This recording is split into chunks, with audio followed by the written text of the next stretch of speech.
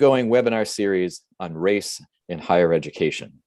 Today, our topic is prospects for the future, but nodding a moment to the past, this is a subject that has been central to the National Association of Scholars since its founding in 1987 and onward over the decades, including NAS's support for Prop 209 in California in 1996. So I think it's a really important topic for NAS, and I'm glad to have our panelists with us today and all of you who are listening to discuss it. My name is Keith Whitaker. I'm the chairman of the board of directors of the National Association of Scholars, and I'll be moderating today's event. In just a moment, you'll hear from our panelists, but first I wanted to give everybody a sense of what to expect today.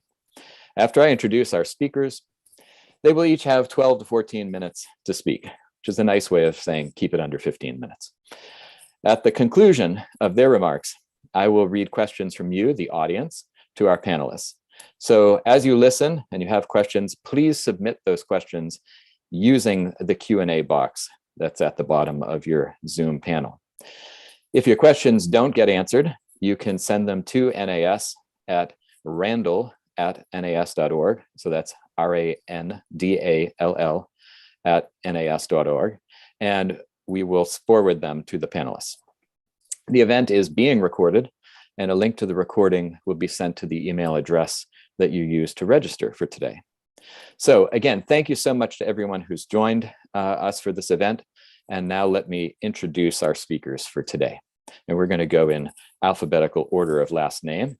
So Jonathan Butcher is the Will Skillman Senior Research Fellow in Education Policy at the Heritage Foundation. Renu Mukherjee is a Paulson Policy Analyst at the Manhattan Institute, and she is also a PhD student in American politics at Boston College, where her dissertation will focus on affirmative action. And finally, Ilya Shapiro is a senior fellow and director of constitutional studies, also at the Manhattan Institute. And previously, he was executive director and senior lecturer at the Georgetown Center for the Constitution, and before that at the Cato Institute. So again, what we're going to do today is hear first from Jonathan, Renu, and Ilya, and then we're going to go into question and answers, where I'll share your questions from the Q&A box. And then finally, before we close, we'll have 2 minutes or so from each speaker and closing remarks. So with that said, Jonathan, I'm going to hand it over to you.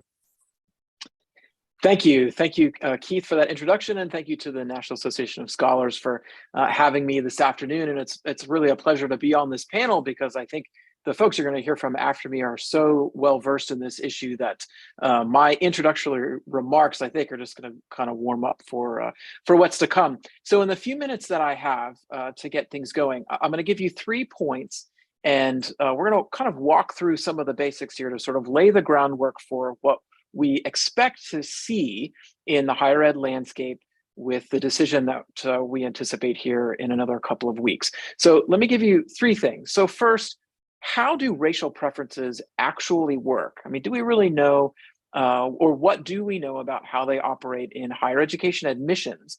And I would argue from the research that we have, it's not just a tiebreaker, right? We're not just talking about something that is sort of breaking a close race between students as they are considered in higher ed admissions.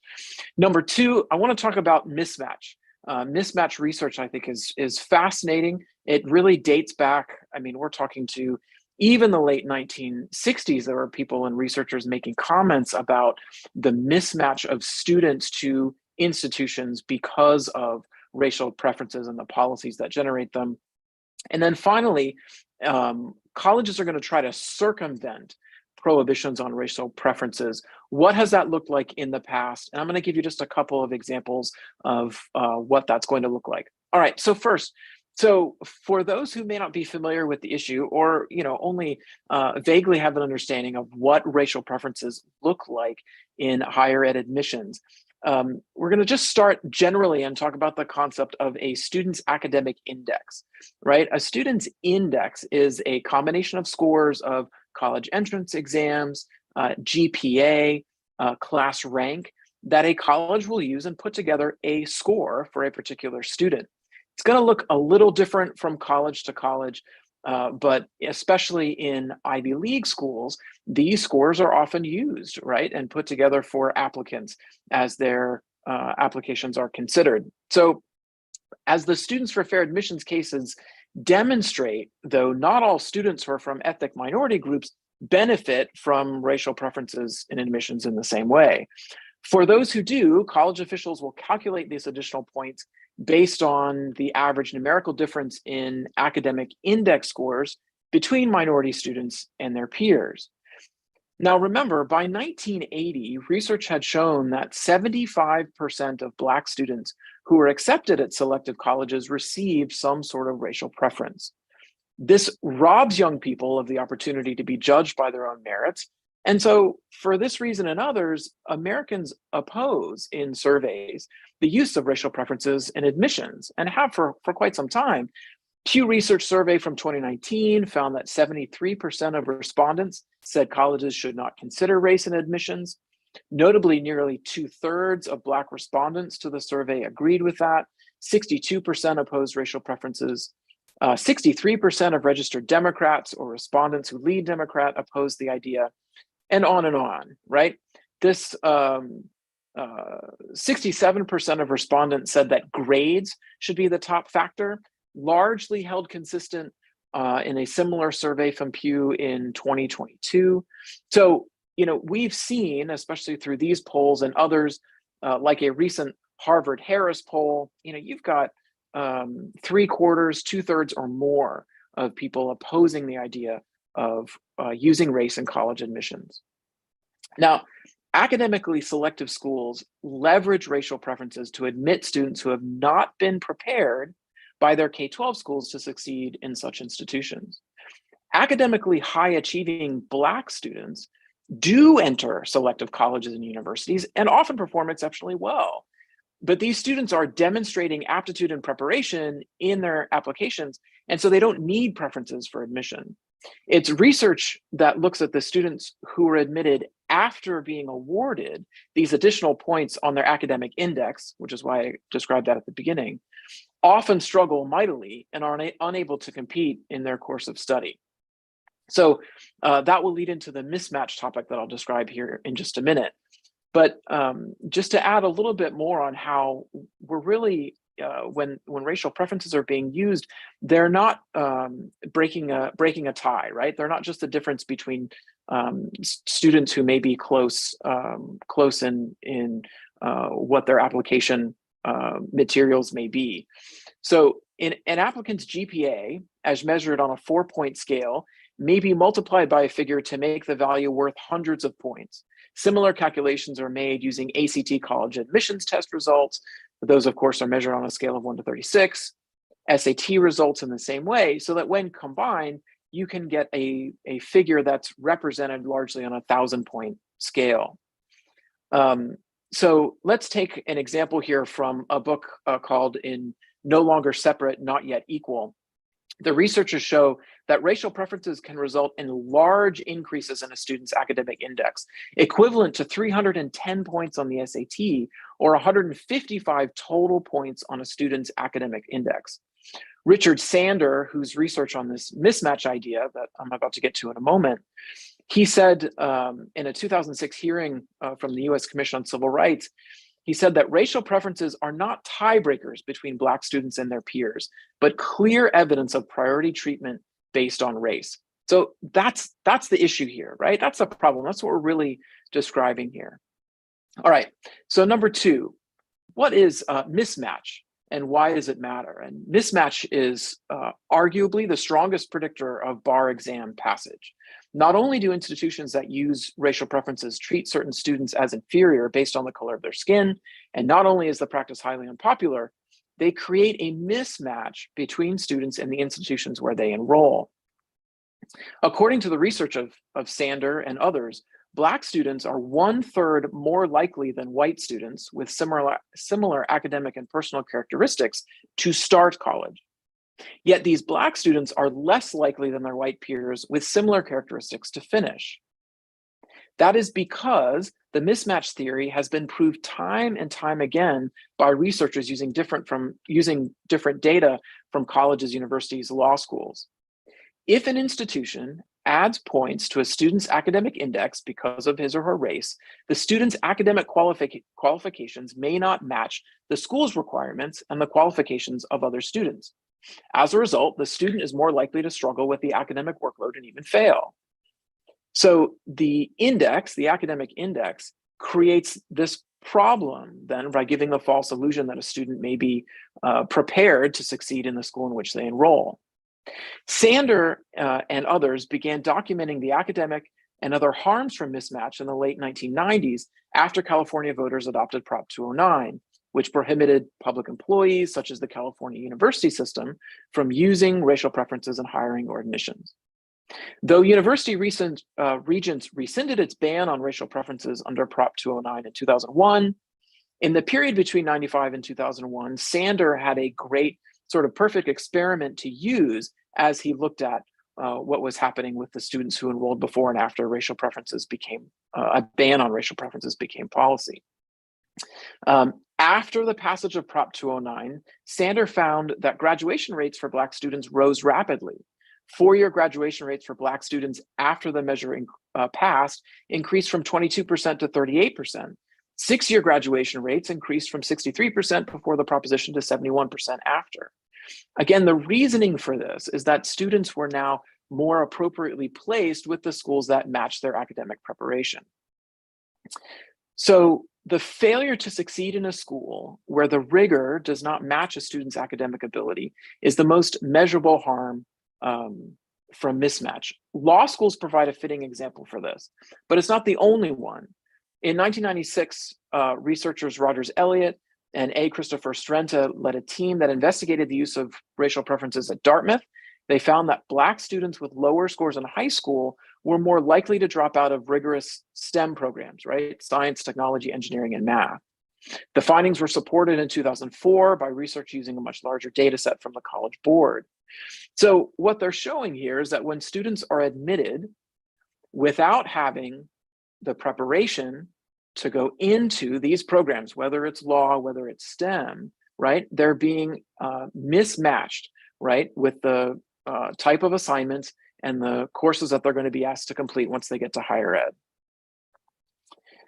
The mismatch caused by racial preferences also negatively affects students' academic attainment. Sander and Taylor argue that the findings on the way in which more effective matching of students to colleges based on academic preparation and the higher graduation rates that follow could have been even higher. They suspect that we could have seen higher graduation rates after Prop 209 because during the Prop 209 period from about 95 to 2001 that they looked at, administrators had been working to conceal the use of preferences while minority students earned lower grades than white students with similar backgrounds, making them more likely to drop out of colleges. Okay, so that's going to lead to point number 3. So other university systems and college accreditors have also explicitly pledged to ignore bans on racial preferences. After Michigan voters approved a proposition similar to California's 209, University of Michigan President Mary Sue Coleman said she would, quote, consider every legal option available to get around the new ban. In her speech following the vote, she said, quote, I am deeply disappointed that the voters of our state have rejected affirmative action, and quote, we pledge to remain unified in our fight for diversity, making no mention of the mismatch research that I just laid out for you. And that was the subject of a US Commission on Civil Rights hearing just a few months earlier that year in 2005. Okay, so what does that look like? So point number 3, colleges are going to try to circumvent prohibitions on racial preferences. And I'm going to give you one example, and then I will wrap up because I think this is the one that it gives us the best, I think, look into what especially perhaps the most aggressive accreditor may try to do. So the US Commission on Civil Rights in 2005, they highlighted a brazen policy adopted by the American Bar Association in the early 2000s. ABA accredits law schools, adopted an operating policy that stated law schools must show, quote, concrete action to promote the enrollment of minority law students. It was called Standard 212. The ABA went further and said law schools should ignore statutes and even constitutional provisions that prohibited racial preferences. And here's the interpretation as originally written. The requirement of a constitutional provision or statute that purports to prohibit consideration of gender, race, ethnicity, or national origin in admissions or employment decisions is not a justification for a school's non-compliance with Standard 212. A law school that is subject to such constitutional or statutory provisions would have to demonstrate the commitment required by Standard 212 by means other than those prohibited by the applicable constitutional or statutory provisions. The ABA even suggested specific ways that schools could take, quote, concrete action in addition to racial preferences, such as, quote, creating a more favorable environment for students from underrepresented groups. The Commission on Civil Rights had its hearing in 2006, based on criticism of this, or at least the creation of this policy and the criticism of it. The ABA ultimately revised that language, right? They revised their provision, but they showed their hand, right? They showed what they were ultimately after and what they really were looking for and how they thought that schools should be trying to circumvent bans on racial preferences. In his testimony before the Commission on Civil Rights, George Mason professor David Bernstein said, quote, ever since the court decided Grutter versus Bollinger in 2003, ABA accreditation officials have been pressuring law schools to use or increase the use of racial preferences, using their accreditation authority to blackmail the schools. And I think as some of the speakers who are following me are going to say, notice that accreditors, really all of the main accreditors, right, that accredit schools in all different parts of the country have DEI statements, requirements in their DEI statements, that schools have DEI statements, right? And all of these things are trying to protect the current orthodoxy around racial preferences in schools. So with that, I'm happy to pass it to the rest of the panel, and I look forward to the questions. Thank you, Jonathan. Well, we're going to turn now to Renu, and I want to just remind audience members, if you have questions, please type them into the chat, as we will be turning to questions after Renu and Ilya. Renu, to you. Thank you, Keith, and thanks to the National Association of Scholars for having me, and also to Jonathan for his excellent remarks, and particularly his third point on the ways in which schools are going to try to circumvent a Supreme Court strike down of race-conscious admissions is what my comments right now are going to primarily focus on. So it's a great transition. I think the number one thing to understand is that if the Supreme Court strikes down explicit affirmative action, as we have today, and it's expected to do, this is in no way going to signal the end of race-conscious admissions. Colleges and universities are going to do everything in their power to continue discriminating on the basis of race, even if that means, circumventing a ruling from the nation's highest court. And this more covert type of discrimination is, like traditional affirmative action, going to provide an admissions tip to Black and Hispanic students that are perceived to be underrepresented in higher education relative to both their shares of the US population as well as their shares of graduating high school seniors. And it will penalize white and Asian American students who do not receive such an admissions tip. And Asian Americans specifically are considered overrepresented in higher education, again, relative to their share of the US population, and also high school seniors who are graduating. So before diving into the two primary ways in which I see institutions of higher education themselves specifically planning to discriminate on the basis of race following a Supreme Court strike down of this policy, I think it's worth mentioning briefly what the impetus for such discrimination is going to continue to be going forward. And I think that this impetus is based partly on what the late political scientist James Wilson called purposive incentives, and then also partly on what he called material incentives. So a purposive incentive is a motivation for an action that's based on some sort of higher moral ideal or principle. And in the case of affirmative action, race-conscious admissions, this larger moral ideal is the notion of restorative or compensatory justice for racial minorities that are perceived to be victimized in American society, typically by the political left. And it's also going to be the impetus from a moral standpoint of continuing to discriminate on the basis of race following the Supreme Court's decision. So restorative justice or compensatory justice is going to continue to be why schools feel the moral need to discriminate against white and Asian students. Diversity, this notion of the educational benefits of diversity, is really just a Trojan horse for this other purposive incentive. And now a material incentive is a motivation for an action that's based on some sort of monetary reward. So again, in the case of affirmative action, the monetary reward is the compensation that employees whose jobs are dependent on the concept of racial preferences or a hierarchy of racial victimhood receive. And these employees are your diversity, equity, and inclusion or DEI administrators. Now, some numbers that I think illustrate the connection between race-conscious admissions and the larger DEI apparatus in higher education is a December 2018 tweet from Mark Perry, who's an economist at the American Enterprise Institute. And he shared in his tweet that the University of Michigan, which was the respondent in 2003's Gratz versus Bollinger, and then the University of Michigan Law School, which was the respondent in Rudder versus Bollinger, that started much of the diversity rationale as the justification for affirmative action after Justice Powell's opinion in the Bakke case in '78. He found that Michigan employed at the time at least 82 full-time diversity officers at a payroll cost of $10.6 million.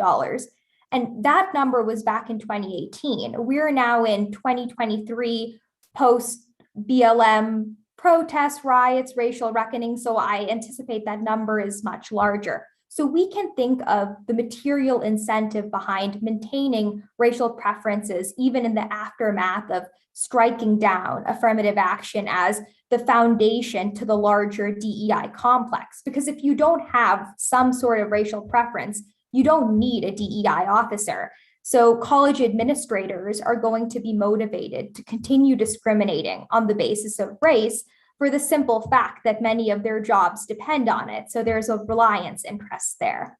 Now, the first way, onto my second point, that I anticipate colleges themselves discriminating on the basis of race, even following a strike down of affirmative action, is through the elimination of all standardized testing requirements.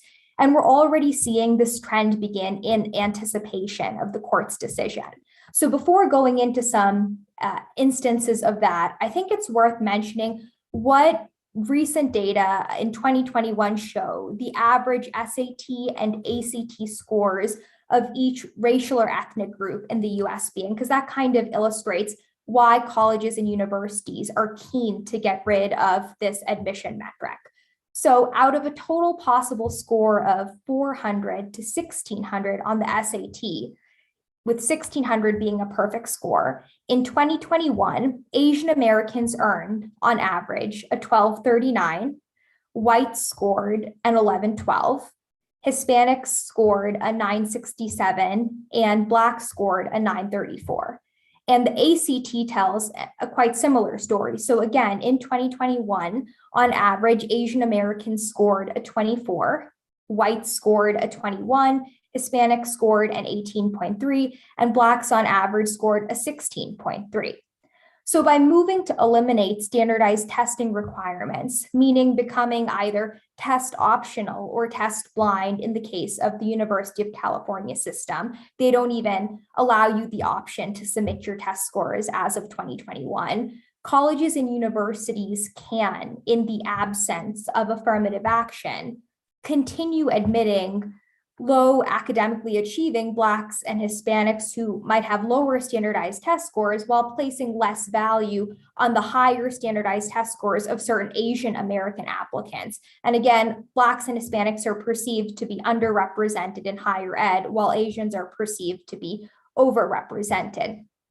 And so many schools have already taken this step. A few months ago, in March, Columbia University became the first Ivy League institution to permanently drop its SAT and ACT requirement. And other elite colleges, as well as more standard colleges and universities, are going to follow suit. Harvard has already suspended its ACT and SAT requirement for admission through the year 2026. Cornell has done so through 2024. Recently, in April, the State University of New York system entirely dropped its standardized testing requirements. And in fact, the National Association for Fair and Open Testing found in a recent study that 80% of all US colleges and universities didn't require applicants in 2022, so last year, to submit their SAT or ACT scores. The original impetus for this was the COVID-19 pandemic, but extending your test optional status through 2026 or getting rid of it altogether, where the pandemic is over. So the real rationale behind this is trying to kind of get ahead of a strike down of overt racial preferences. And the last point in terms of testing that I'd like to make is that colleges and universities, while aware of what they're doing, are not doing this on their own. They're receiving guidance from other large institutions within the higher education apparatus, such as College Board. So College Board administers the SAT, ACT, and advanced placement or AP exams. And seemingly against, at least in part, their interests, they're advising colleges and universities through guidebooks, webinars, to drop their standardized testing requirements and, quote, redefine merit as moving away from grades and test scores. The National Association of College Admission Counseling is also hosting webinars helping advise elite schools to drop their standardized testing requirements and even forego the consideration of AP credits and AP exams altogether. So these higher ed organizations are standing alongside colleges and universities in preparing to resist a Supreme Court strike down of affirmative action. And the second way in which colleges, I anticipate, will continue discriminating on the basis of race is through the use of what I call victimhood essays on their applications. So this was a point that actually came up in oral arguments back in October. A few of the justices asked Patrick Strawbridge and Adam Mortara, who represented the plaintiff students for fair admissions, if the elimination of race-conscious admissions would mean that an applicant would in no way be able to discuss their race or ethnicity in an application essay. Say the prompt involved, how did you overcome adversity? Would they not be able to talk about their family, their race, etc.? And the two responded that such would not be the case. If there was an essay that asked applicants to describe how they overcame some sort of disadvantage, the applicant could still mention his or her race or ethnicity. It's just the admit decision for the college could not turn on the racial characteristic, but rather on the act of overcoming discrimination, adversity, you name it. So admittedly, this is a very fine line, and it's worth noting that organizations that want to maintain racial preferences, they have an economic, moral, whatever interest in doing so, have taken note of it. So in a December 2022 webinar by the National Association of College Admission Counseling, NACAC officials made it a point in their slideshow to higher ed officials and high school guidance counselors that they need to start differentiating between what they called a check the box consideration of race and a holistic consideration of race. So they took the exchange between Strawbridge, Mortara, and the justices to suggest that whatever way the court's decision comes down in eliminating affirmative action, perhaps they would no longer, universities, be able to check the box, are you Hispanic, are you white, are you Asian, etc., as a racial preference, but they could use a holistic consideration of race, in terms of a story, a background, etc., as some form of admissions tip, particularly in the form of an application essay. So this is advice they're now putting out there. And so for that reason, I think in the upcoming college admission cycle and subsequent admission cycles, we're going to see schools include essay prompts in their application that require or prompt students to discuss a time in which they faced adversity, discrimination, or some sort of disadvantage. So those are the two sort of specific ways that I see schools themselves, in addition to, Jonathan's comments about what some of the credentialing will require for these schools. I think the schools themselves are going to eliminate testing, as they've already done. So move toward eliminating AP exams and also change how they ask their application essays.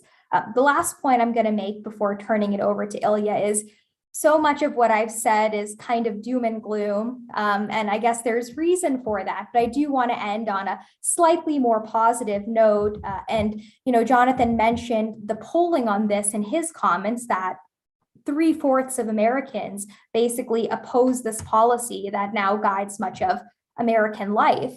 And a few months ago, the New York Times held a focus group of 12, what they described as quite racially and socioeconomically diverse college students. And they described this as the most shocked they've ever been from the result of a Times focus group.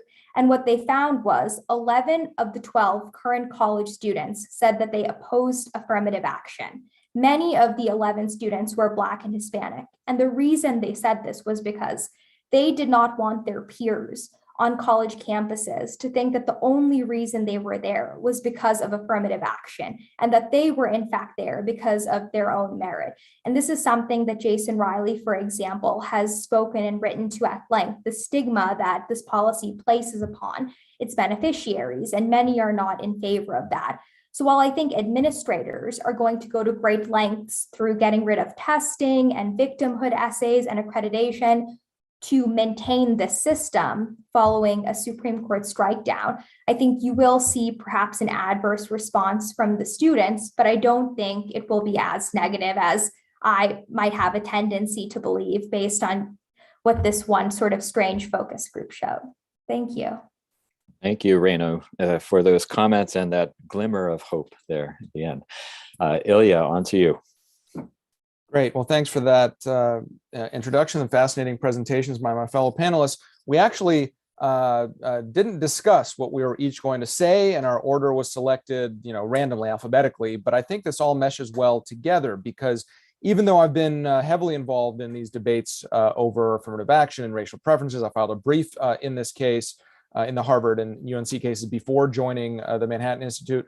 I'm going to touch on another aspect of race in campus, and that's what Renu mentioned, the growth of the DEI offices, and thereby the perversion of university missions and higher ed more broadly. Now, these two things are not unconnected, of course, because the whole reason why we talk about diversity and why there's that D part of DEI is because of that affirmative action case from 1978, the Bakke case, where the Supreme Court threw out quotas in terms of race, but allowed, by one vote by Justice Lewis Powell, the use of race as one of many factors in this kind of holistic review. And from that one seed, from that one germ, our whole edifice of DEI has grown. And DEI is really the blend of two nefarious trends in higher education, even more than in society writ large.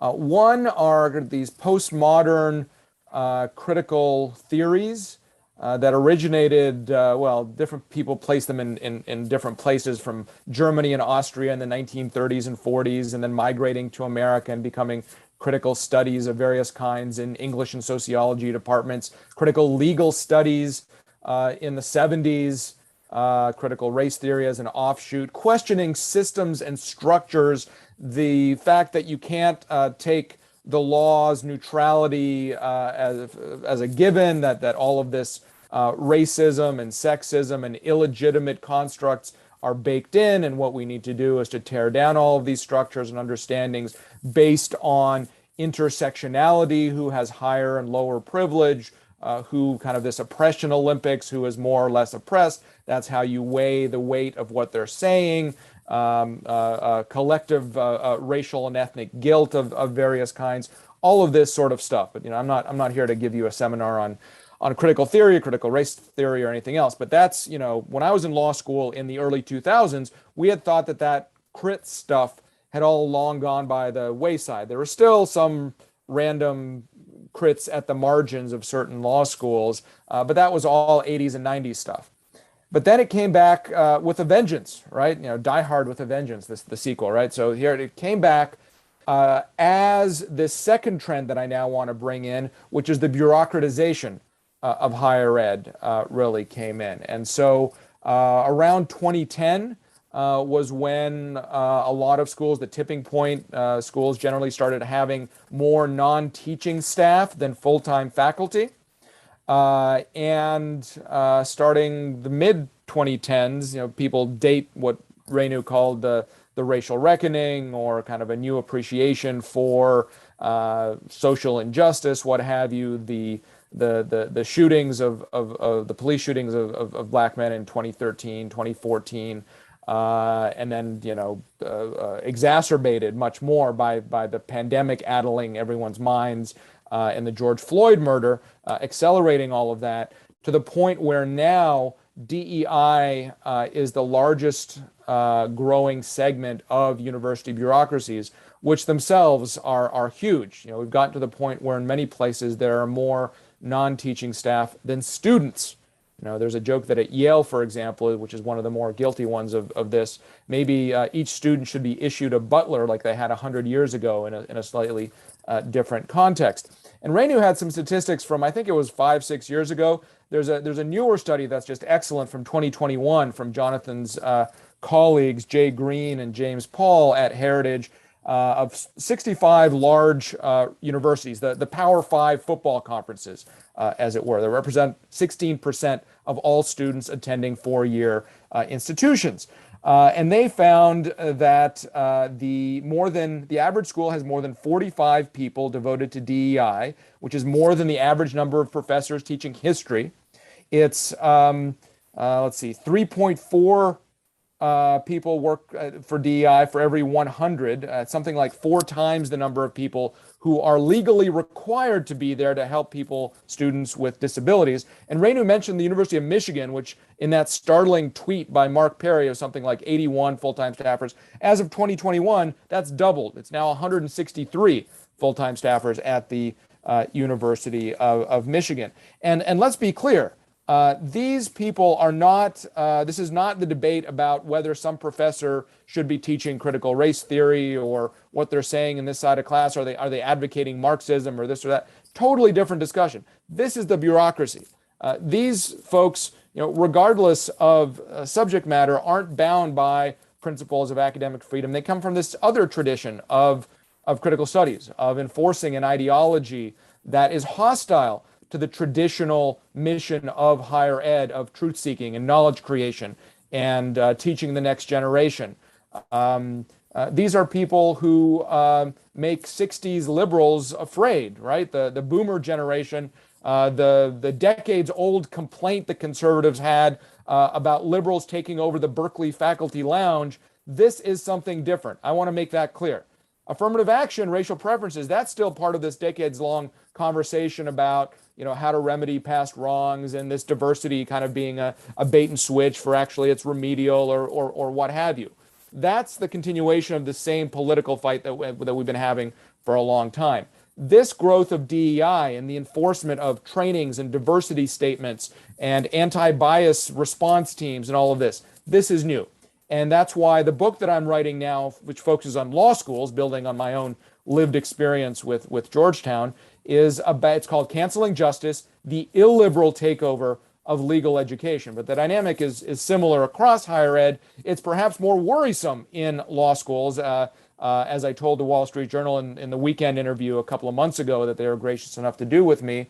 Law schools, after all, are training the next generation of the gatekeepers of our legal and political institutions. They're going to be our judges, our general counsels of Fortune 500 companies, and all the way down throughout society. And of course, the political commissars in the Biden administration's executive orders on equity, kind of seating every agency, requiring every agency in the federal government to run an equity review before promulgating any sort of policy. I mean, it's growing, far past the law schools, but it's all very much legally based and separate from concerns over mismatch or how much racial preferences for what reason is okay, or even faculty hiring, the problem of bias, ideological bias in faculty hiring. These are all valid things to discuss, but this DEI thing that enforces this postmodern racialist ideology, right? The Ibram Kendi,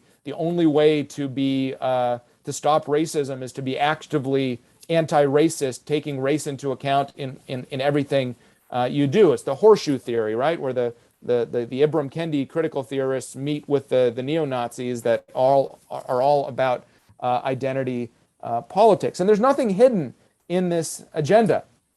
The National Association of Diversity Officers in Higher Education, yes, there is such a trade group. It arose, I think, originally in 2006 and really exploded again under COVID, when nobody had anything better to do than sit on Zooms and talk about racial and other identitarian grievances. And they said they describe themselves as a leading voice in the fight for social justice, creating a framework for diversity officers to advance anti-racism strategies, particularly anti-Black racism, at their respective institutions of higher education.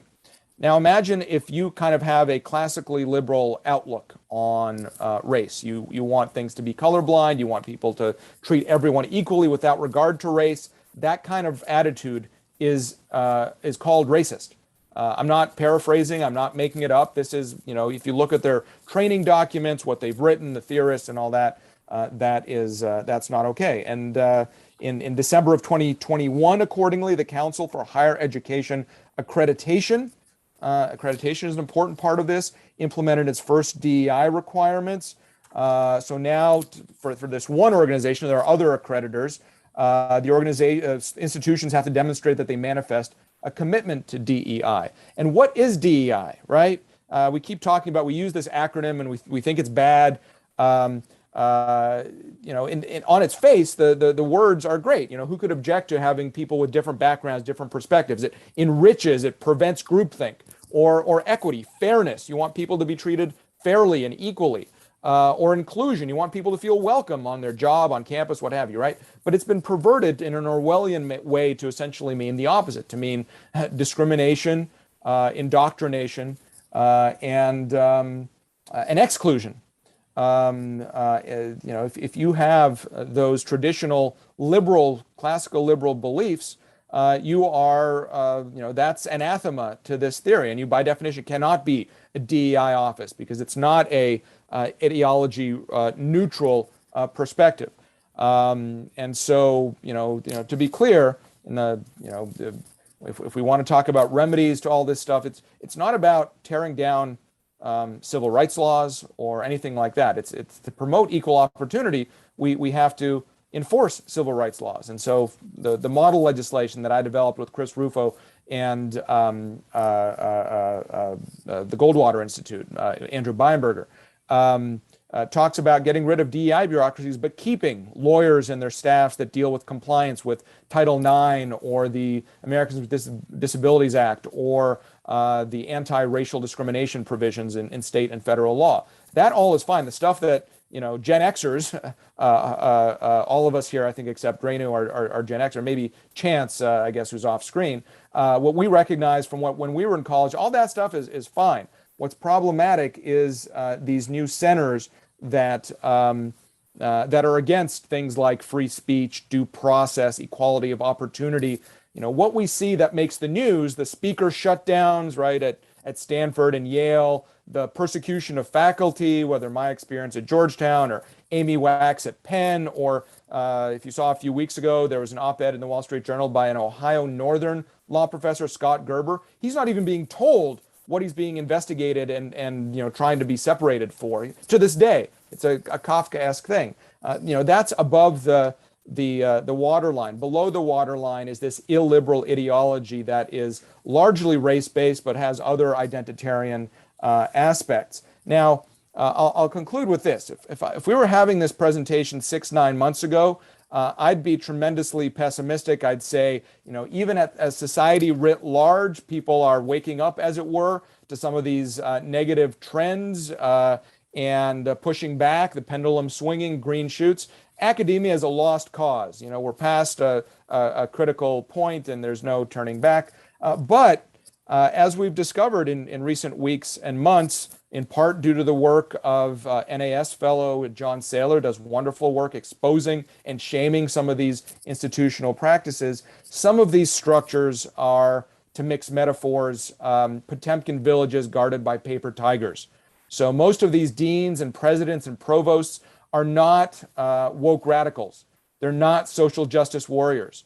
They're careerist bureaucrats, and they respond to basic cost-benefit analysis in the same way that's led them to climb the greasy pole by appeasing the squeaky wheel and trying not to make waves and trying to raise money and keep alumni happy and all that. Well, if they're shamed, if they're shown that, in to national audiences, that biologists at Texas Tech are being hired for diversity statements rather than how well they run a lab, that's a problem. Or last week or the week before, the president of the University of Wisconsin testified in that state legislature saying that they were ending hiring by diversity statements. So I do have some hope that I'm less pessimistic. I wouldn't go so far as to say that I'm optimistic, but I'm less pessimistic that perhaps there is some hope to be had. But this is an existential threat. Again, not about what is taught, what departments we have or courses are taught.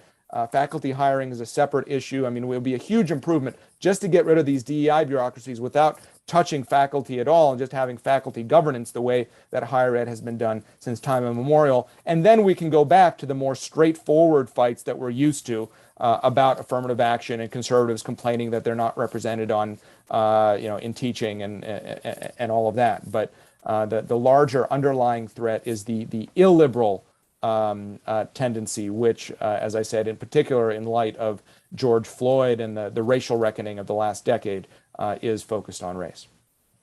Right. Well, thank you, Ilya. I want to come back to your point on the illiberal ideology and discuss that a little bit more. But first, let's turn to some of the questions, because we got a number of really good questions from the audience. And of course, you still have time to share questions as we go into this Q&A period for the next 25, 30 minutes. But really following up, all three of you spoke about the likelihood of circumvention, was Jonathan's term for it, in different ways that you expect college administrators, bureaucrats, admissions officers, et cetera, to circumvent any possible Supreme Court decision in Students for Fair Admissions. So one of the questions that people have asked, and I'll kind of combine a couple, is just, all right, what to do about that? What are the consequences for colleges that break the law, if we can put it that boldly, or are really stretching things to circumvent the law? How can we enforce, to use Ilya's term there, the existing laws or this potential new decision? And what gives you any reason to hope that the entrenched bureaucracies that are even more entrenched over the last decade, with these very powerful incentives, both moral and material, as Renu put it, what gives you hope that you could, from outside, and it's interesting that our panel here is all folks who are currently, at least, outside of the academy. I guess, Renu, as a student, you're inside in a sort of liminal state. But what gives us hope that from outside, you can change such powerful institutional forces? So I'll open that up to any of the three of you, or all. Well, what I've learned in researching this book and thinking about these things and talking to people is that there's a limited amount that you can do to change things from the inside. Just arguing to deans and presidents, this is the right thing to do, uphold your values of XYZ that you often even have that are, written very well on paper and pixels, but are enforced, not enforced in practice. That's not enough, because they want to, not get boycotted, not be the subject of national news and so forth. And so you have to apply what I've called exogenous shocks, and that can come from newspaper articles and media coverage. It can come from alumni pressure, and you don't have, this is what I tell alumni groups, you don't have to be like a $10 million donor to get the president's ear. These folks are savvy, and they know that every alum represents 10 others who think like them, or a dollar amount that's 10 times, or what have you.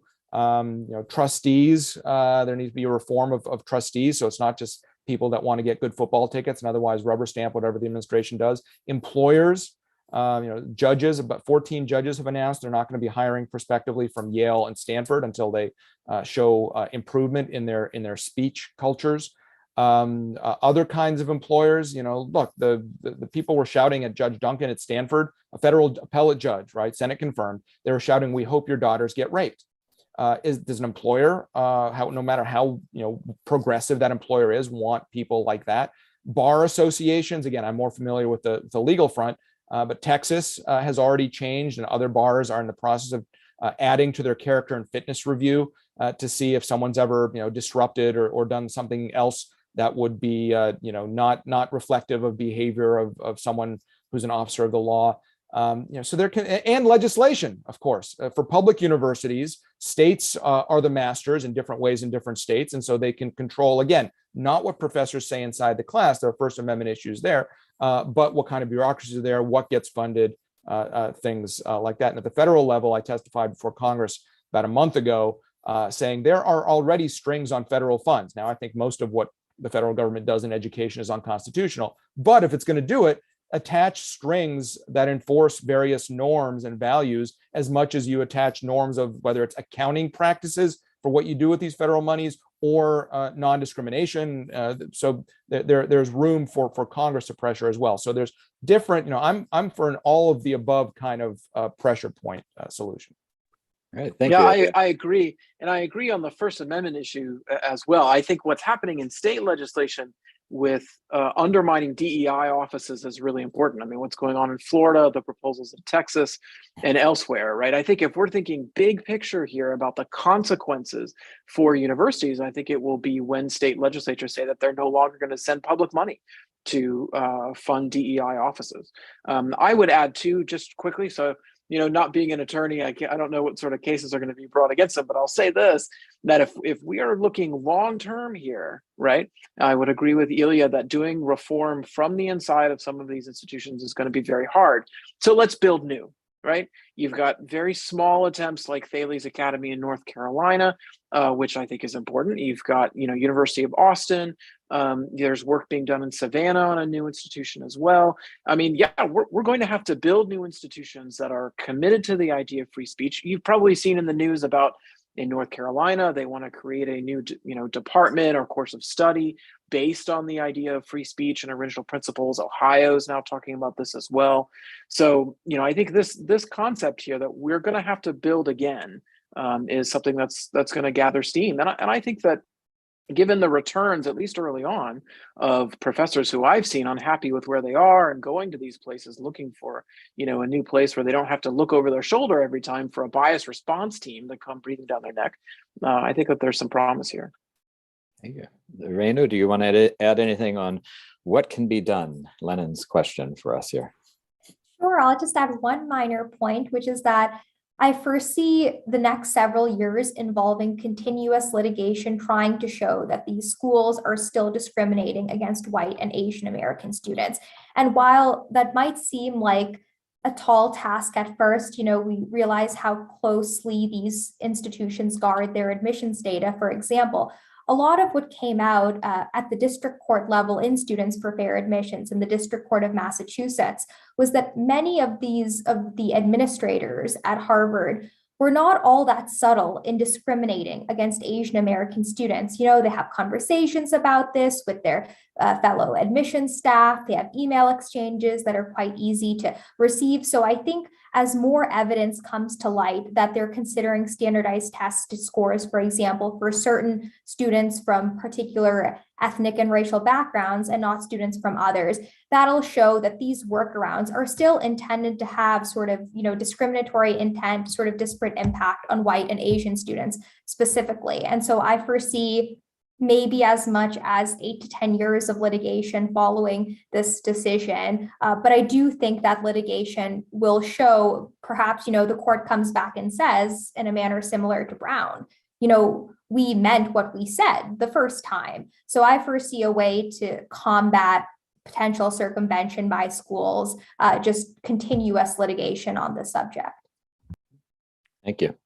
So we had a couple of questions that go beyond the scope of higher education and point out that higher education is downstream, of course, from K through 12 education, and also is affected by, it's not an island, it's a part of our larger culture and national fabric. And so some of the questions were, all right, are we really talking about the right thing? Don't we need to be talking about basically K through 12 education, its dismal state that creates students who are not prepared for higher education standards? Don't we need to be talking about culture if we're speaking specifically in affirmative action or diversity of Black students from Black families? Do we need to be talking about the culture of Black families and Black communities? So any comments or thoughts from panelists on these questions about the environment or factors beyond university administrations that we should be talking about here?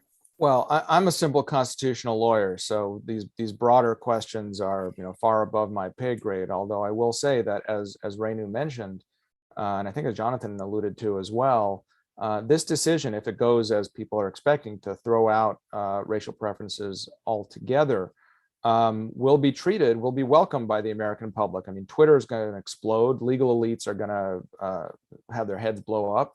But the country as a whole, including majorities of Democrats and racial minorities and any other demographic, are going to welcome this. It's not going to be kind of a 50-50 issue or an activism generating issue as much as abortion, say, was a year ago. And so the acceptance by society writ large is going to be very different. And therefore, when institutions of higher education engage in massive resistance, and I choose those words advisedly, echoing what they did in response to desegregation in the 50s and 60s, society writ large is not going to like it. And so, whether it's litigation or just or political pressure from public schools, there's, I think, going to be more vigilance. And I hope that higher ed administrators, some of them are smart enough to realize that they can't just do the same thing with pretexts. And I hope they have enough good faith to, experiment with socioeconomic, geographic, other kinds of true diversity that will likely pass whatever standard the Supreme Court sets out. Jonathan or Renu? Yeah, I mean, I agree. I mean, K-12 is really my main area of focus. And, we can spend the next 30 minutes or the rest of the year really lamenting, right, the different problems with K-12, from civics and history scores that were just released, a couple of weeks ago that set us back to the 1990s, to the math and reading scores, and on and on. So, Ilya mentioned the paper by Jay, Diversity University. Well, he released one shortly after that called Equity Elementary that measured the number of DEI staff in large K-12 districts around the country. So it's not just a phenomenon in higher education, it's also in K-12.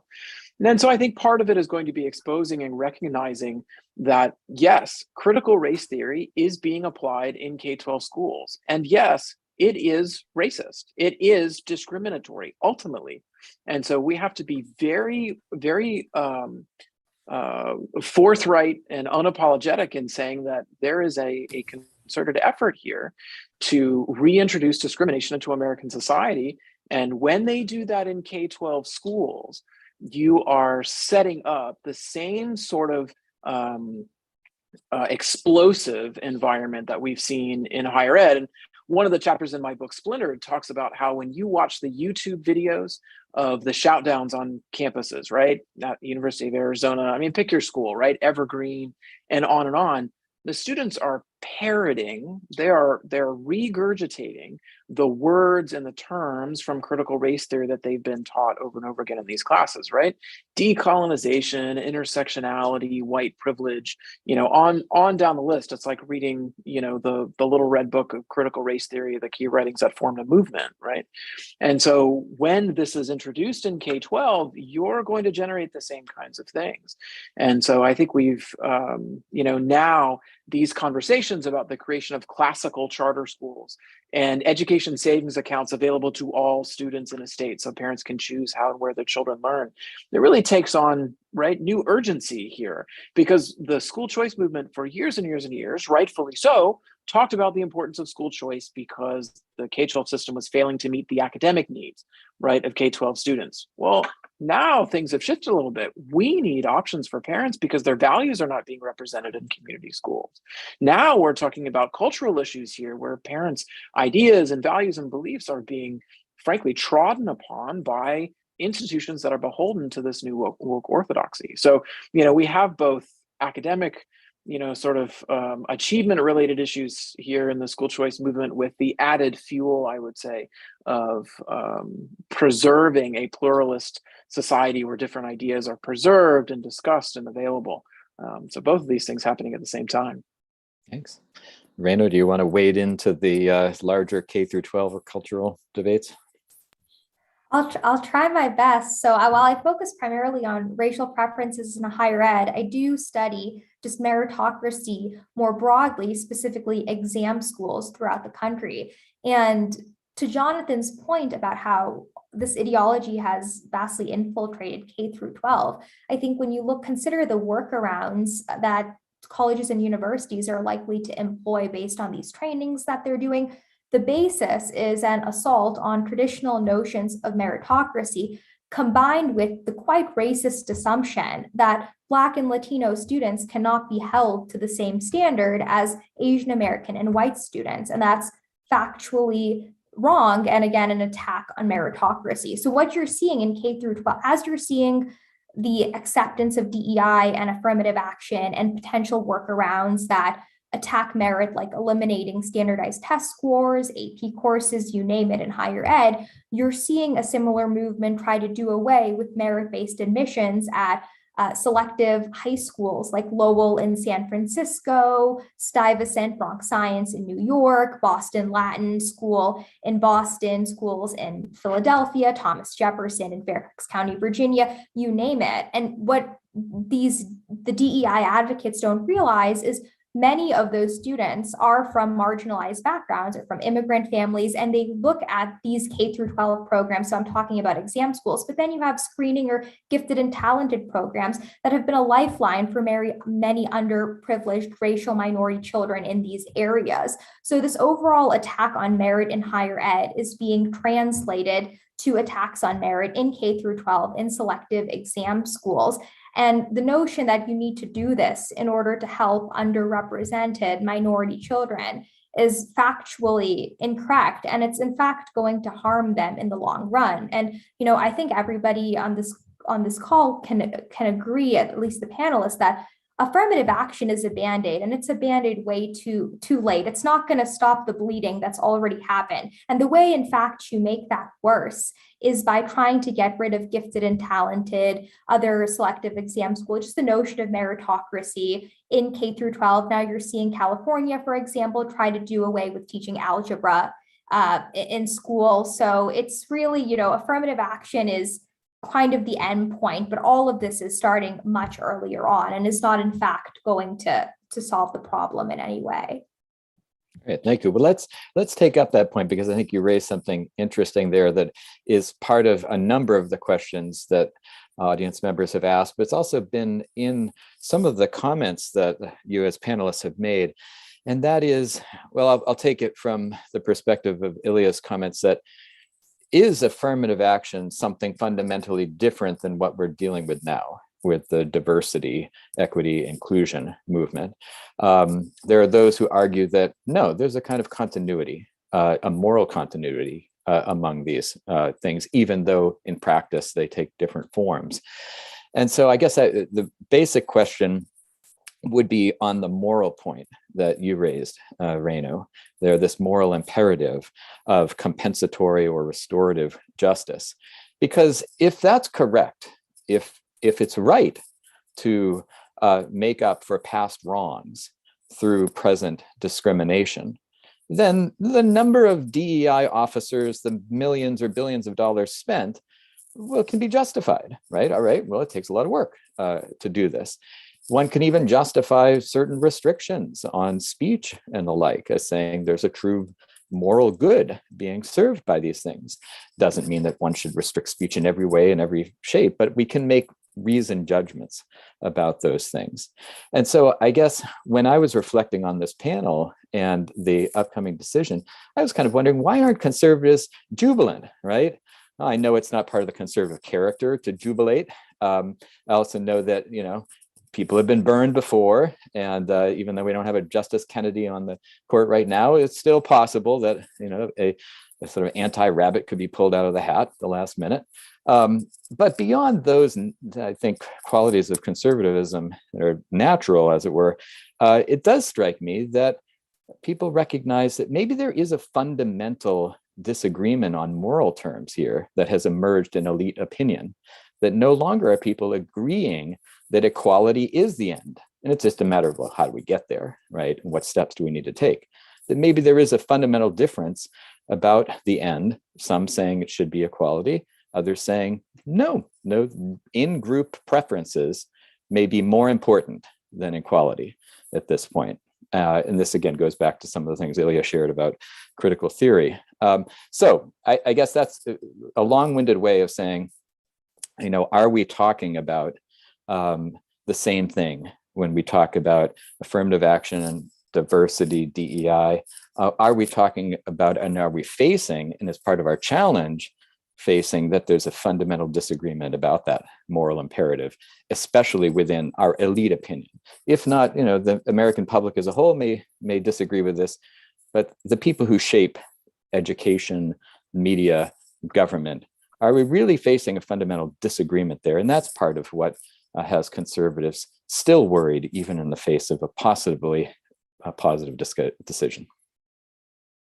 Well, I'll just jump in real quickly just to say that there is a chapter in the book, Critical Race Theory, the Key Writings That Formed a Movement, on affirmative action. I mean, it's a pillar of critical race theory. So make no mistake here, right?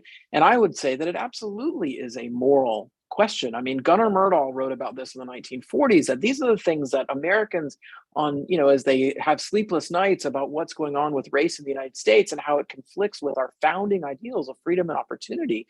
How are we going to rectify, these two things? And it was ultimately the fact that they cannot coexist. You cannot have discrimination coexist with our founding ideals, neither before the civil rights movement nor after. And so I think that this is very much a moral question about the value of the individual, about how communities are going to function together. And so I think that's why, even if we have a ruling that sets a ban on racial preferences, that if we have this element in society pushing these Marxist ideals, right, about, now applying Marxism to culture and discrimination and Kendi, Robin DiAngelo, et cetera, right, that these are the things in culture that we have to have very truthful and honest discussions about what are the ultimate outcomes that they're after. And I would say that it is, you made a great turn of phrase there, and I thought you were going to say, because you used the word equality, we're talking about equality, and I thought you were going to say they're moving from equality, and I thought you were going to say equity after that, because that's what they're moving to, right? It's not equality, it's equity, which by the definition of the woke orthodoxy is equal outcomes, right? That's what they say that they're pushing, right? Which is this, the idea that you move around the stools that everyone's standing on, but what really you're doing is you're taking things from people who have earned it and giving it to those who have made different choices. So, I think this concept of America's national identity and these shared ideas of who we are and the shoulders on which we stand is very important to restore, right? It's very important for us to get back to a recognition that the freedom and the opportunity and the liberty that was ensconced in, the Declaration and in the Constitution, they do belong to us. All of us, right? No matter where you're from or the color of your skin, that's the American dream that we need to prepare the next generation for. And that's what's being lost. That's what's stripped away through the resurgence of critical race theory. Renu, I see you nodding as Jonathan's speaking. Did you want to add on to what he said? Sure. I have 2 points on this. The first is that even the court in the initial Bakke decision in 1978 acknowledged this dilemma between the ethos of the United States and its founding and the harm that Black Americans specifically had experienced as a result of slavery and Jim Crow, and were currently in the midst of experiencing in the 1970s. So on that point, I'd like to say, though, the court was very careful in differentiating between rectifying societal discrimination writ large and discrimination perpetuated against a particular individual. And the court, on a moral level, in that notion, found that while rectifying discrimination against an individual is consistent with the ethos of the United States based around individualism, you're not at stake or responsible for the sins committed by your ancestors, for example. Rectifying societal discrimination through the use of racial preferences, and in doing so, discriminating against other groups writ large, was completely against the founding of the United States. So I agree that there is that moral dilemma, but there's a way to differentiate whether you're looking at group rights in general, or whether you're looking at discrimination perpetuated by an individual. And another thing that I'll say to that is you have to look at timing as well. So in terms of restorative or compensatory justice being a rationale for racial preferences or DEI, we're at a very different place in 2023 than we as a country were at in the 1960s and 1970s. Perhaps, there was a need for some sort of racial preference or affirmative action to aid Black Americans specifically in the late 1960s and the 1970s as a result of, Jim Crow, for example, but that does not necessarily exist today. And then the last point that I'll make about this is, so you have that the timing has been done away with, and there's this differentiation between discrimination against an individual and society, societal discrimination writ large.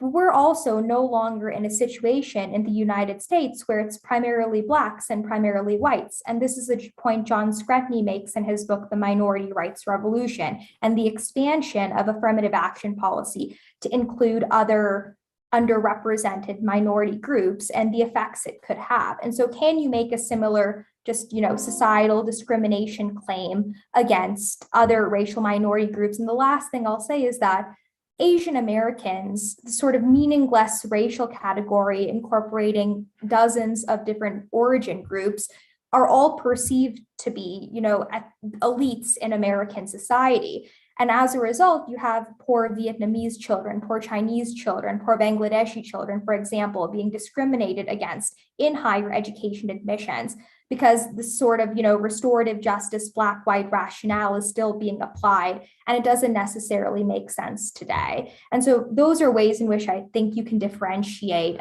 in terms of morality, that the framework as applied in the 1970s the same case can't necessarily be made today. Thanks. Renu, thank you. And Ilya, onto you, because I think I kind of use your comment as the frame for this, where you said, in fact, affirmative action, that's okay, right? This is something different. But I didn't say it's okay. I think you said actually affirmative action is fine, is what I wrote down. But maybe if you want to revise that or put something different out there. Yeah. No, I mean, well, anyway, I'll set that aside. But we've been debating affirmative action and its meaning and how to deal with the legacy of slavery and Jim Crow for decades and decades and decades. That's not something new. Purveyors of DEI say that what they're bringing to the table is just a continuation of those discussions about racial justice that have maybe more people have become woke to them because of social media and the highlighting of certain, police brutality incidents and other things. And they say that, what we're discussing, my complaints about DEI offices is no different than, debates in the 1980s about HUD policy, about remedying redlining or, welfare reform battles under the Clinton administration. All the rest of it's part of the same discussion. And I don't think so. I don't buy that at all, because even if racial preferences or a racial spoils system, to be more provocative, is illiberal, it's kind of this traditional debate discussion over how to remedy America's racial past, let's just say. Whereas the rise of DEI, first in higher ed and then migrating to corporate America and beyond, really started, as I said, 10 years ago, maybe. That's when you start having, there were no before early 2010s, with a couple of exceptions. There really weren't vice provosts, associate deans, and so forth for diversity, equity, those sorts of things. You had compliance officers for affirmative action and civil rights laws, but you didn't have these structures to enforce these postmodern concepts of structural systemic racism, that all rules are suspect because they're imbued with our past, which is suspect, and therefore the Ibram Kendi insight, as it were, that any racial disparity in outcome is prima facie evidence of racism in the input, and all of these sorts of things. I think all of that is very different than our traditional discussions about how to deal with socioeconomic disadvantage, how much of it is racial, how much therefore are racial preferences and of what kind are justified. Is it all about access and outreach? That all traditional stuff is just very different from what you see in these nefarious diversicrats in higher ed. So do you think affirmative action is fine? Depends what you mean by that. If you mean, making sure that people have talented kids have opportunities no matter how they're raised and where they come from, then yeah, I'm for that. If it's giving people thumb on the scale for immutable characteristics and downgrading others, that's a sordid business, to quote Chief Justice Roberts in one of his race cases. Mm-hmm. So let me throw out then, along those lines, one point that was raised in a number of comments. Would you all be in favor of class-based, income-based, first-generation-based admissions policies? I'll put it this way: as a double immigrant myself, now granted, from the Soviet Union, my parents were both engineers, so I had the experience of being a economically underprivileged, but wealthy in terms of educational background, and parents who cared about that and pushed me and all of that. I'd say the goal, and again, I'm a constitutional lawyer, I'm not an education policy person primarily. I would want admissions officers to look at potential and try to determine potential.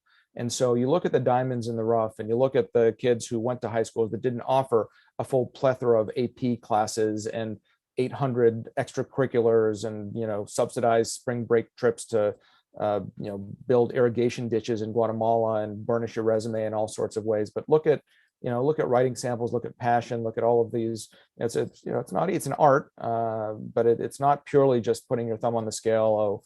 Anyone whose parents have, for every $10,000 of delta of income, you get X percent of benefit. And I don't think it's anything mechanical like that. And there are judgment calls certainly to be made, but I think I'd want admissions officers to look at potential. And the lower you go, so admissions to a high school has more, I think, discretion of that kind than admission to college, or has more than admission to law school, because at a certain point, stuff is baked in, and we might not like what's gone on in the past, but the place to remedy, bad K-12 schools is not in medical school admissions.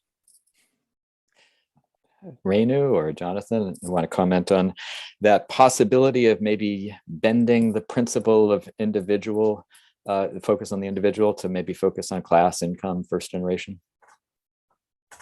I think while I largely agree with what Ilya said, and I think, at the end of the day, college admissions should be focused on merit, and it doesn't necessarily have to be merit strictly defined in terms of academics, athletic merit, merit in the arts. All of these are valid in terms of higher education. But if there is some sort of impetus, and I've written about this before, the possibility of an admissions tip based on socioeconomic status. What's interesting is that this is, in fact, was a race-neutral alternative that was put forth by Students for Fair Admissions in their brief to the Supreme Court and in earlier levels of litigation as a way to still maintain diversity. So I think, unless the court completely dismantles this diversity as a compelling interest, diversity rationale, and it does require schools to have some sort of race neutral way to uphold this kind of legal fiction. One way to achieve that would be a tip based on socioeconomic status if schools are required to do that. And what's interesting is originally in Bakke, and also in the case prior to Bakke that the court didn't really address on the merits, de Funis, I think 73, I'm not sure, right a few years before Bakke, the programs, the affirmative action programs in that case, and also in the initial iteration of the Bakke litigation, involved an admissions tip based on, quote, disadvantaged status. And they actually included socioeconomic disadvantage in that. So affirmative action has also in some situations incorporated socioeconomic disadvantage. So I think if you are still required based on the court's decision to have a race neutral alternative to further this compelling interest in diversity, a way to do that is a tip on socioeconomic status. And I'll end with Clarence Thomas, when asked about this, has said before, people have asked him, why are you all right with perhaps a socioeconomic benefit, but not a race-based benefit? And he said, simply the law doesn't prohibit a socioeconomic benefit. So that is one race neutral alternative. Thank you. Jonathan? I like what Ilya said a moment ago, that medical school admission is not the place to deal with, just disparities at the K-12 level. I mean, I think if we believe and we're confident in the mismatch research, it doesn't matter what what characteristic we're talking about. We're talking about preparation and merit and whether students are ready to take on the load that they're going to be with whatever school that they're matched with. So, obviously we should be helping those who have less, right? We should be helping those students in need. We should be doing it at the K-12 level through the provision of better options, through closing traditionally failing schools. I mean, we should be doing these things. But I don't think that by giving someone, a benefit and then sending them to a place that they're not prepared to compete, it's not going to help them. Very quickly, and this was something I was going to, I think we had a time for a closing statement, but one of the things I was going to say is that, a student had testimony at that U.S. Commission on Civil Rights here from 2006, talked about how he didn't like being placed in a law school where he wasn't ready to be, right? It hurt his academic prospects, which then hurt his job prospects, which set him back.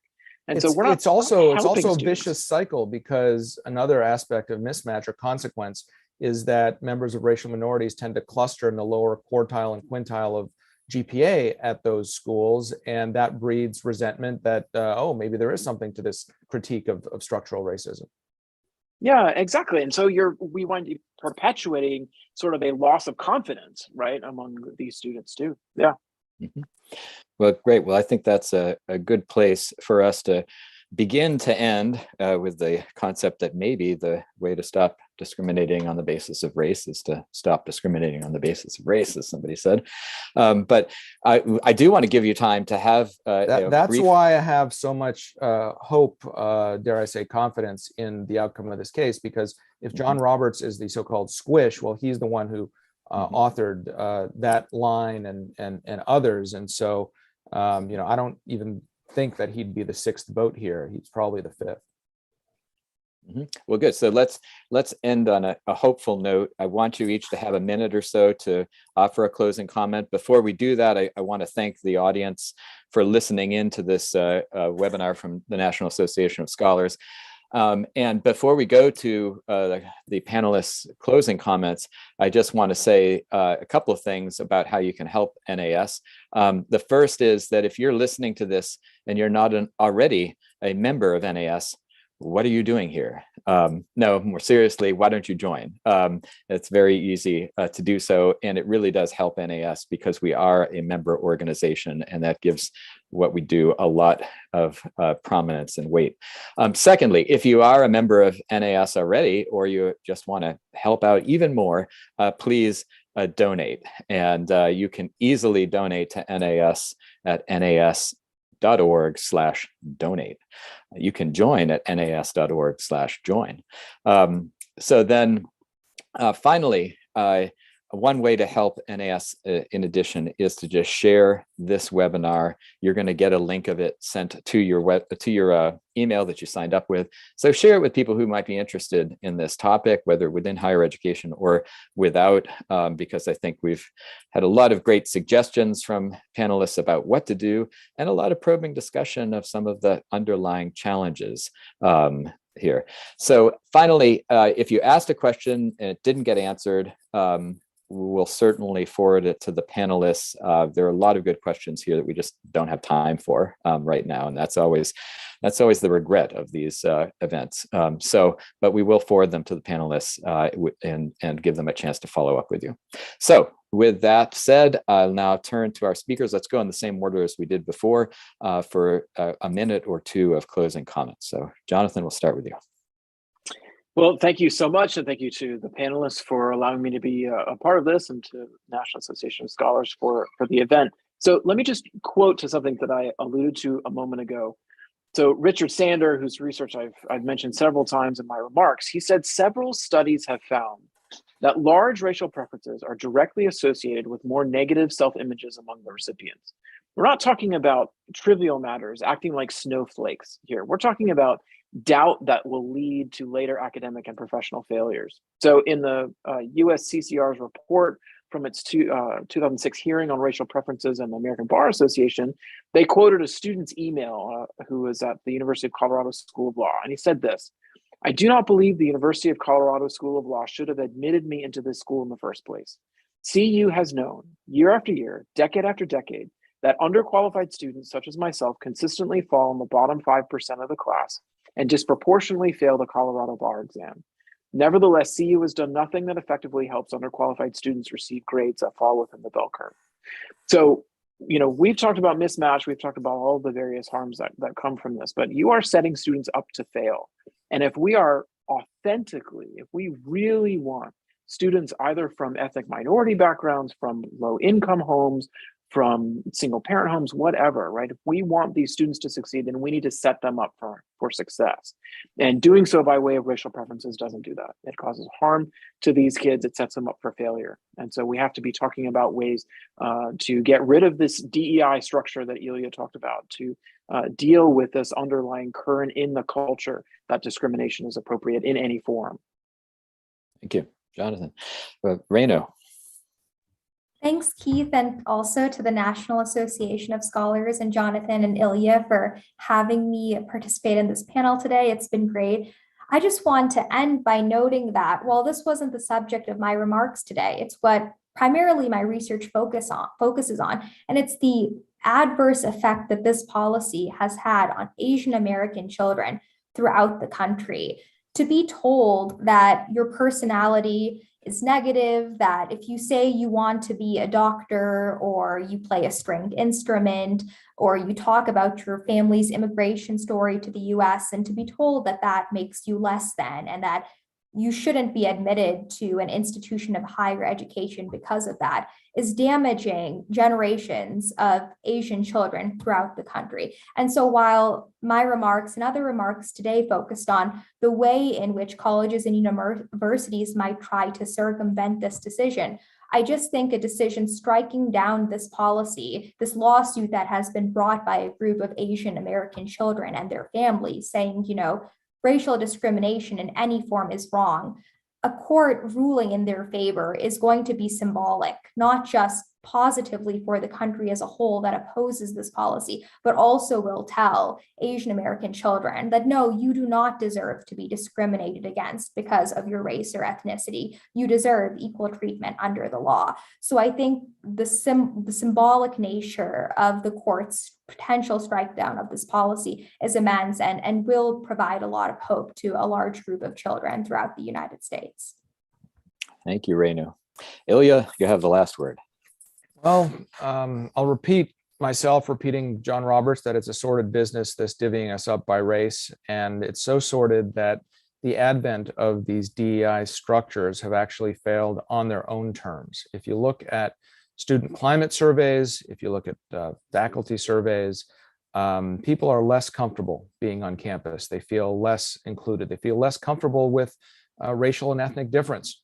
And that's understandable, because if you, again, read into this postmodern critical ideology, you see that it accentuates racial tensions, because it divides and judges people based on those kinds of characteristics. So if the goal is to have more true diversity, to treat people fairly, give everyone equal access and opportunity, and make people feel welcome on campus, then the best thing you can do is dismantle these systems and structures, DEI, not the neutrality of due process under the law and equal protection of the laws and all of that. And look, there's still a long way to go before universities return to their mission of seeking truth and knowledge, and law schools return to their mission of teaching the next generation how to preserve the rule of law. But the battle has been joined. I think the words of a constitutionalist are a good way to end this discussion of this very difficult topic. So thank you so much, Ilya, Renu, Jonathan, for joining this panel. Thank you again to those of you who have listened. And again, thanks to the National Association of Scholars for continuing this fight. Have a great day.